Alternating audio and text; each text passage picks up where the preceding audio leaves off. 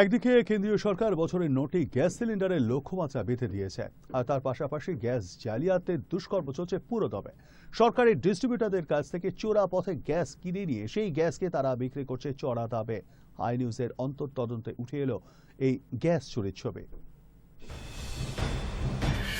High নিউজের কাছে খবর ছিল গ্যাস চোরেরা সোনারপুর থানার রেনিয়া অঞ্চলের নির্বিঘ্নে সরকারি গ্যাস সিলিন্ডার কেটে গ্যাস বের করে ছোট ছোট সিলিন্ডারে ভরে বাজারে বিক্রি করছে।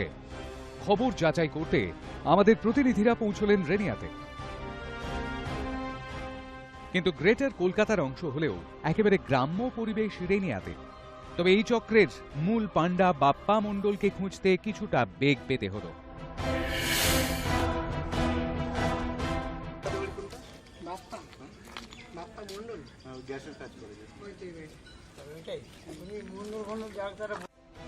আরও কিছুটা এগোবার পর সন্ধান মিলল বাপ্পা মণ্ডলের ডেরা।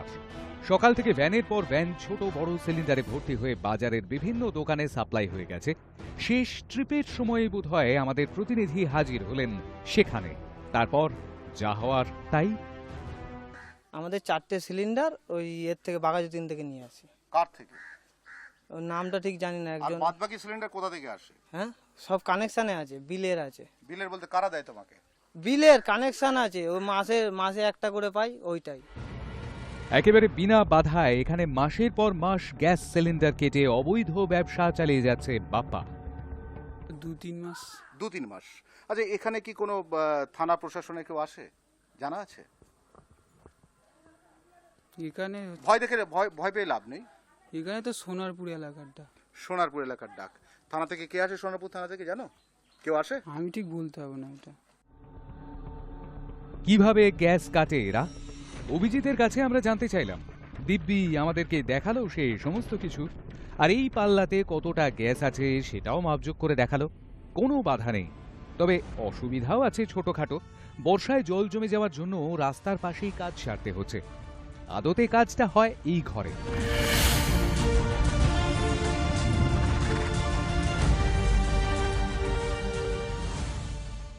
ভেবে দেখুন, যে কোনো মুহূর্তে ছোট্ট একটি আগুনের স্ফুলিঙ্গ গোটা এলাকাটাকে ধ্বংস করে দিতে পারে।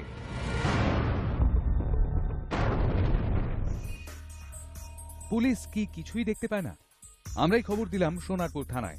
সোনারপুর থানার পুলিশ আসতে তো অনেক দেরি। তার মধ্যেই এলাকা আস্তে আস্তে উষ্ণ হতে আরম্ভ করেছিল, আর তার সঙ্গে চলছিল চোরদের ব্যস্ততা। চোখের সামনে দিয়ে একটি ভ্যানে গ্যাস ভর্তি করে অভিজিৎরা সরিয়ে দিল অন্যত্র। কিন্তু আমরাও ছাড়ার পাত্র নই। খবর দেওয়ার প্রায় 1 ঘন্টা পরে পুলিশ এলো এবং অভিজিৎকে গ্রেফতারও করল। আমাদের কথা মতো পুলিশ গিয়ে সেই গ্যাস ভর্তি ভ্যানটিকেও নিয়ে এলো।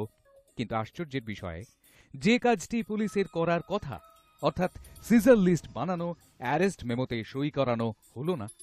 যে যন্ত্রগুলি দিয়ে গ্যাস কাটা হচ্ছিল, গ্যাস মাপার যন্ত্র, কিছুই সিজ হলো না। অতএব আদালতে গিয়ে অভিযুক্ত বহাল তবিয়তে ছাড়া পাবে এটা বলার অপেক্ষা রাখে না। সুতরাং কয়েকদিন পরে এই অভিজিৎ বাপ্পারা আবার ব্যবসা শুরু করবে, আবার গ্যাস চুরি হবে, অপরাধ সংগঠিত হবে, পুলিশ চোখ বুজে থাকবে, আর অপরাধীরা গায়ে হাওয়া লাগিয়ে ঘুরে বেড়াবে। এই গ্যাসের চক্রটা আমরা ধরার পর দীর্ঘক্ষণ অপেক্ষা করলাম। এখানে অপেক্ষা করার পর সোনারপুর থানার পুলিশ এলো, অবশেষে মালপত্র সিজ করলো। যে আসামি তাকে ধরলো, কিন্তু যাকে ধরা হলো সে এখানকার একজন কর্মী মাত্র। কিন্তু আসল যে বাপ্পা মণ্ডল সে কিন্তু পালিয়েছে।